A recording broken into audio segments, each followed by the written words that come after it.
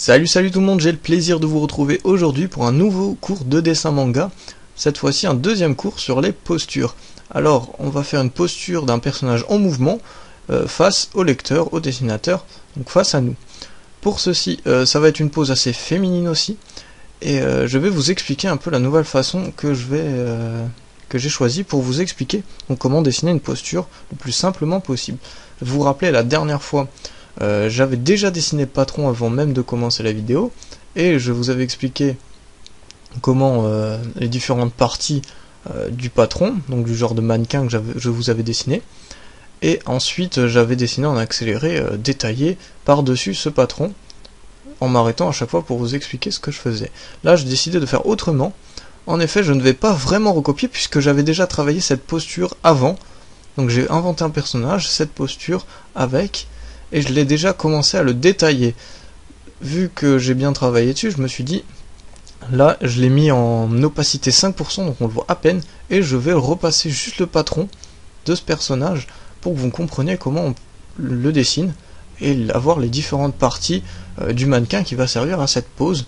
Donc je ne recopie pas vraiment, j'ai travaillé cette posture avant, et c'est juste pour gagner en rapidité et que vous puissiez apprendre à dessiner cette posture, que je vous dessine quelque chose donc qui ressemble à quelque chose le plus rapidement possible, tout en vous expliquant clairement comment la réaliser.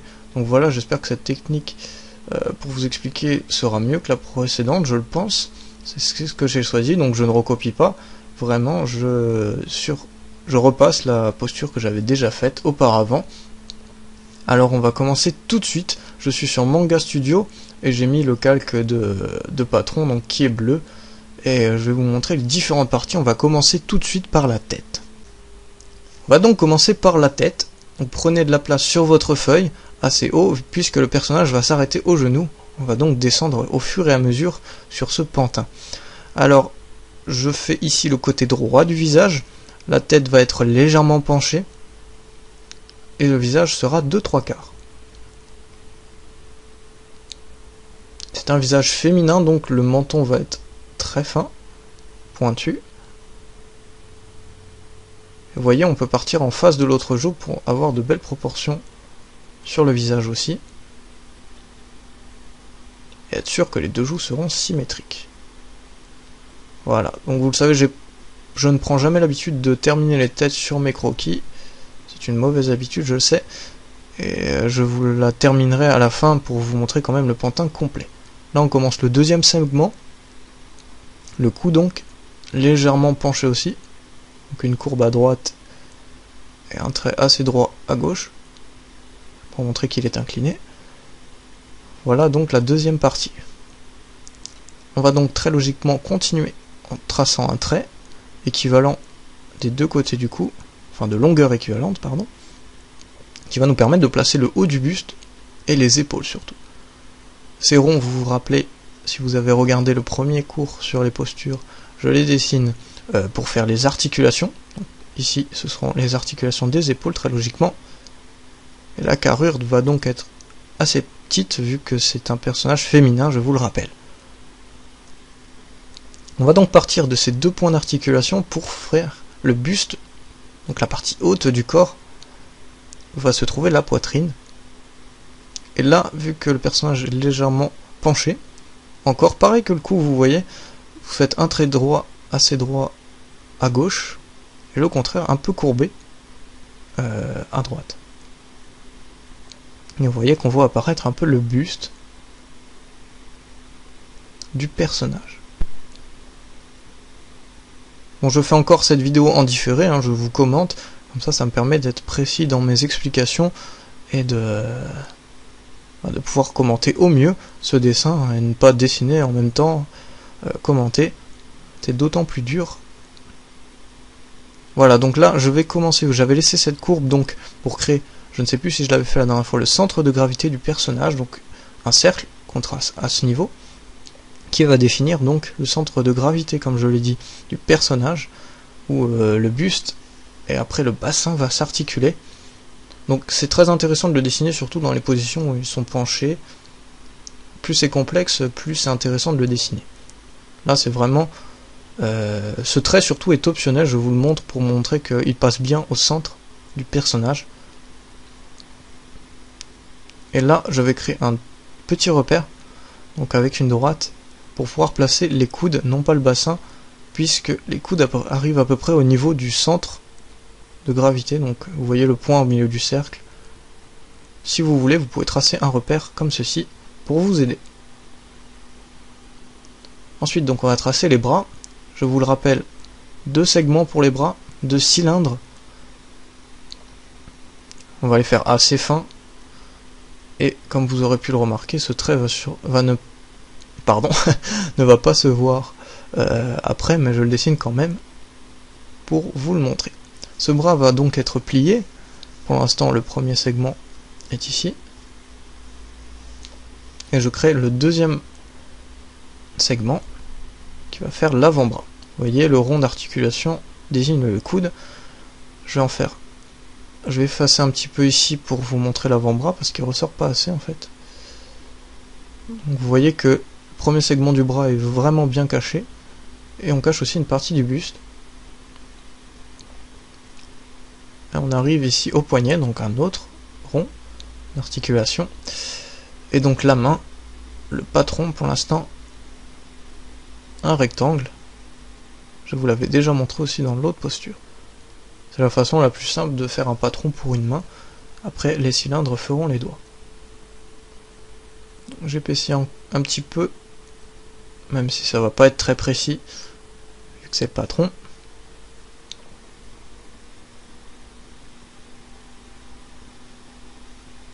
Voilà, donc là j'ai enlevé le modèle, on voit bien que ça ressort. Et donc, on va continuer. Pareil, ici, un deuxième cylindre. Je le fais un peu plus épais puisqu'on le verra quasi entièrement, ce bras. Et il va tomber sur le côté du personnage. Donc un autre rond d'articulation pour le coude, cette fois-ci encore. Et un deuxième cylindre, que je commence déjà un peu à préciser. Donc vous voyez que je l'affine en descendant au niveau du poignet. Permettra de ne pas repasser trop non plus après. Et là, vu que la main va être légèrement de profil, je vais faire un rectangle beaucoup plus court, enfin beaucoup moins épais, et donc vous voyez que j'ai fait un léger triangle, ce sera pour le pouce. Donc je vais vous montrer tout de suite les doigts pour celle-ci. On fait ici le pouce, un segment, là l'index, très rapidement encore, hein, c'est juste le patron pour ça. Et les mains sont quand même très dures à faire en manga, je l'avoue, j'ai beaucoup de mal à les faire encore. Et voilà, hein. Vous l'aurez compris, quelle que soit la forme de la main, vous pouvez faire bien sûr un point serré, n'importe quoi, qu'elle tient un objet. Je vous engage même à changer légèrement la posture que je vous montre ici, selon vos goûts et vos envies. On va profiter pour faire l'autre main. Alors de ce côté, je vais faire que le pouce ne se verra pas. Donc, vous voyez, j'ai pas dessiné le triangle du pouce. J'efface un peu pour vous montrer. Et je vais faire le segment, le doigt va venir toucher ici la joue. Donc on va le faire légèrement courbé, comme s'il l'appuyait. Et je vais venir effacer un petit peu quand même, ce qui ressort pas très bien. Voilà, là on le voit déjà un peu mieux. Je vais venir effacer ici, vu qu'on va avoir les autres doigts. L'index, le majeur, l'annulaire et tout, qui vont venir. Ah non, l'index est déjà tracé, excusez-moi, j'étais en train de bugger là-dessus. Donc le majeur, l'annulaire et ici l'index. L'index que je vais... Vous voyez, c'est juste 2 petits segments pour le majeur et l'annulaire qui sont pliés, donc qui nous permettent de ne pas les dessiner entièrement. Par contre, le petit doigt, vous voyez, je vais le plier légèrement. On ne le verra pas très bien, il me semble, dans la vidéo, malheureusement.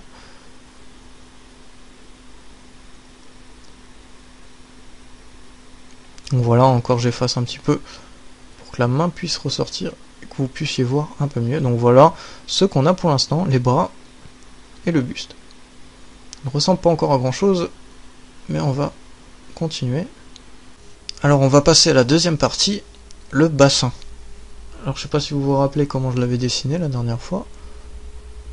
On va donc ici le faire en 2 parties, vu que la posture va être assez... Donc pour donner l'effet de mouvement encore, on va dessiner le buste en bas, Et là, donc le bassin,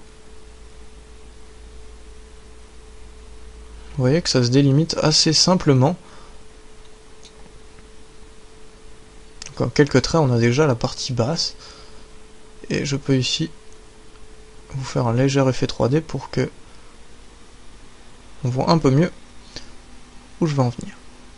Alors voilà, on a la partie basse. Vous voyez que j'avais placé, je le remarque maintenant, le nombril en dessous du point de gravité du personnage. Vous voyez, une petite astuce encore pour placer le nombril au centre du personnage, à peu près au bon emplacement. Donc là, vous voyez, le buste en bas, le bassin se découpe en deux parties, partie haute et une partie basse, sur cette position. On va donc passer tout de suite aux jambes. Les jambes qui se délimitent aussi en deux cylindres, tout comme les bras. Vous voyez, on a déjà... Je vais le faire un peu de loin, comme ça on verra tout le personnage. Donc les points d'articulation sont ici. Voilà. Mais je vais peut-être pas les dessiner, je sais plus. Voilà, donc on va faire le premier segment de la jambe. Je vous rappelle que personnage marche, donc est en mouvement. Donc on va appuyer cette courbe du bassin et du fessier pour donner un effet de marche, tout simplement. Et on va positionner ce deuxième cylindre derrière le premier pour montrer que la jambe est encore à la traîne derrière, donc qu'elle marche bien.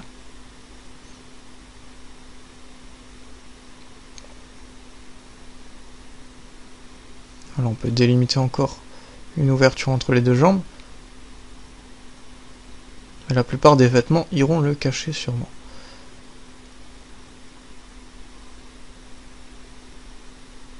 Donc voilà le cercle d'articulation du genou. On va bientôt s'arrêter sur cette posture, car on a bientôt atteint la fin de la pose que je voulais donner. Et là, donc vous voyez, légère courbe pour marquer le deuxième cylindre, le commencement du deuxième cylindre, le tibia. Et là donc un petit bout pour montrer encore la jambe de derrière, pardon. Et là je vais venir donc fermer le crâne de cette pauvre fille que je ne ferme pas d'habitude, mais là je vais vous montrer quand même le pantin, le mannequin en entier. Voilà, donc j'enlève le modèle derrière qu'on voyait de toute façon à peine, et je vais vous montrer. Là on voit à peu près la posture entière du personnage. Donc si vous voulez, je vais le détailler un tout petit peu pour vous donner encore quelques conseils et pas vous laisser en plan là avec le pantin.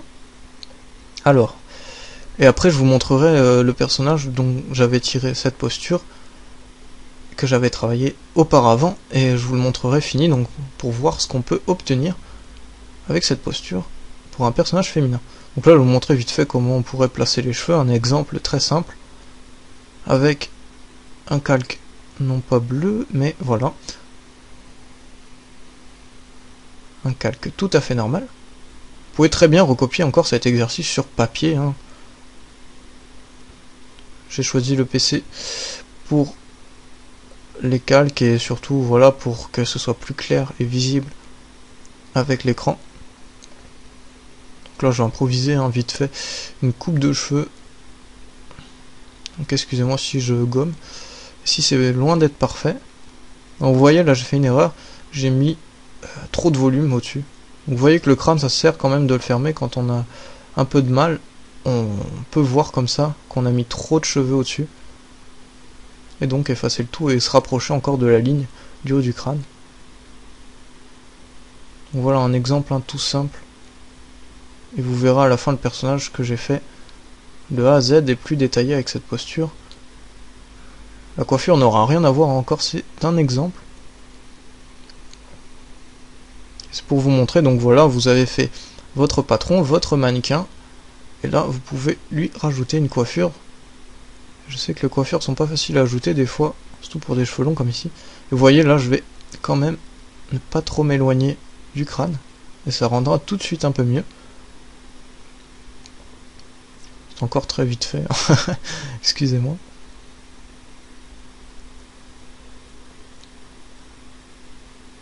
Comme ça, si vous avez un peu du mal à placer les cheveux, ça peut vous aider. Voilà. Là, vu qu'elle est dans mon cheveu, on dirait qu'elle n'en a plus, donc j'ai rajouté quelques traits. Voilà, pour combler le trou.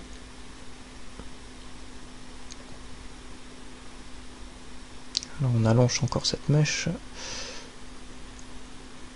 On va venir effacer. Pas que la main passe devant.